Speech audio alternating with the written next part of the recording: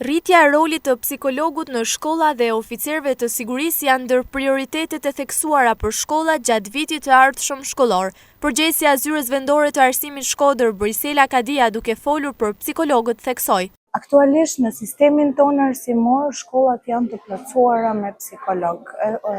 Psikolog, punonjës social. Në varësi edhe të numrit të nxënësve, kemi shkolla që janë të plotësuara me të dy, qoftë me psikologun, qoftë me punonjësin social. Në të njëjtën kohë do të konsolidohen oficerët e sigurisë në shkolla, duke forcuar bashkëpunimin me nxënësit, mësuesit dhe prindrit. Shkollat tona tashmë janë duke u riplotësuar vazhdimisht me oficerë të sigurisë, duke parë edhe nevojën që koha na dikton, dhe është rishikuar mundësia e shtimit të oficerëve të sigurisë për të krijuar edhe një arsim të sigurt për gjithë nxënësit tonë.